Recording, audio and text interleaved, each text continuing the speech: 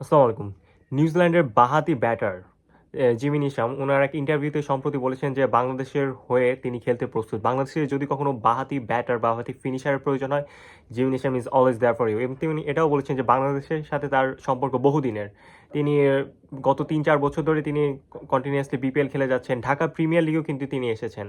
তিনি বাংলাদেশকে অনেকটা সেকেন্ড হোম মনে করেন। তো এই হিসেবে বলছেন যে বাংলাদেশের যদি কখনো বাঁহাতি ফিনিশারের দরকার হয় তাহলে কিন্তু Jimmy Neesham is always there for you. তিনি নিজে ইচ্ছা প্রকাশ করছে বাংলাদেশ জাতীয় দলে খেলার জন্য। And it's a big news for us. And আমরা যদি দেখি বাংলাদেশের জিমি নিশাম কিন্তু মিডল অর্ডার কন্ট্রোল করেন। আর জিমি নিশামের লেভেলের যে ব্যাটার বাংলাদেশে কিন্তু নাই বললেই চলে। জিমি নিশাম একজন স্ট্যান্ডার্ড বলি একদম স্টেবল একটা ব্যাটসম্যান, কিন্তু বাংলাদেশে কিন্তু এই মুহূর্তে কোনো স্টেবল ব্যাটসম্যান নাই। মিডল অর্ডার কি আছে? তাহিদ হৃদয়, তারপর শামীম হোসেন পাটোয়ারি আছে, জাকির আলী অনেক ফিনিশিং করে, মাহমুদুল্লাহ রিয়াদ আগে ছিল। তো এইরকম তানজিদ তামিম কিন্তু তানজিদ তামিম ওপেনার, তো ওইভাবে কিন্তু নাই। আর মিডল অর্ডার কিন্তু সবসময় ভুগছে। একসময় আপনার শান্ত ছিল, শান্ত চলে গেছে। তো এখন কিন্তু একটার পর একটা এক্সপেরিমেন্ট হইতে যাচ্ছে। কিন্তু স্টেবল যে একটা মিডল অর্ডার স্পেশালিস্ট ব্যাটসম্যান কিন্তু বাংলাদেশ জাতীয় দলে নাই। তো তার এই ধরনের বক্তব্য বা তিনি যদি ইচ্ছা প্রকাশ করেন বা তাকে যদি বাংলাদেশ টিমে নেয়, জাস্ট একটাই বলতে পারি, হ্যাঁ হয়তো একজন বাংলাদেশের ভাত মাইরা খেলবে, ভাত মারা যাবে, কিন্তু বাংলাদেশ টিমের কিন্তু উপকার হবে। বাংলাদেশ টিমে এই ধরনের ব্যাটসম্যান বাংলাদেশ নেক্সট কবে করতে পারবে, স্টেবল ব্যাটসম্যান পয়দা করতে পারবে, এটা বাংলাদেশ ব্যাটসম্যান বাংলাদেশি টিম ম্যানেজমেন্টও জানে না। বাংলাদেশের টিম ম্যানেজমেন্ট একটা সেকেন্ড সাকিব আল হাসান ম্যানেজ করতে পারেনি। আর জিমি নিশাম তো পারবে না। জিমি নিশাম যথেষ্ট ভালো, নিউজিল্যান্ডের হয়ে তিনি ওয়ার্ল্ড কাপ খেলেছেন এবং তার ট্র্যাক রেকর্ড বলি এবং বিপিএলে তার পারফরমেন্স দেখলে আপনি বুঝতে পারবেন যে আসলে তার সাথে বাংলাদেশি ব্যাটসম্যানদের যে কী ধরনের তফাৎ, কী ধরনের ফারাক।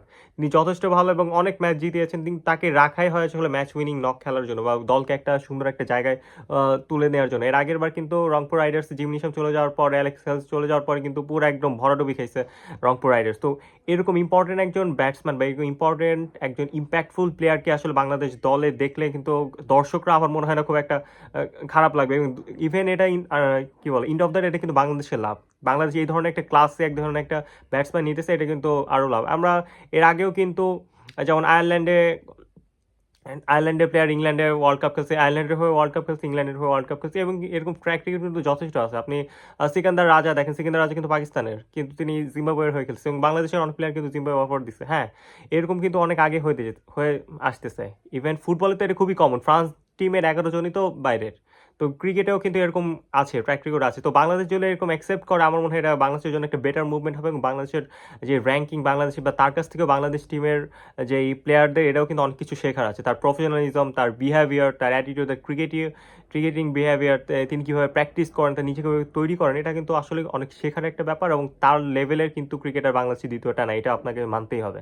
তো Jimmy Neesham is a good choice for Bangladesh cricket. I hope team management ভেবে দেখবে এবং আসলে এটা উড়াই দেওয়ার কিছু নাই। জিমি নিশাম আসলে আসলে বাংলাদেশের উপকার হবে। আপনার কি মনে হয়? জাস্ট কমেন্ট করে জানান। আমার চ্যানেল নতুন হয়ে থাকলে প্লিজ আমার চ্যানেলটি সাবস্ক্রাইব করবেন। আসসালামু আলাইকুম। ভিডিওতে লাইক করেন।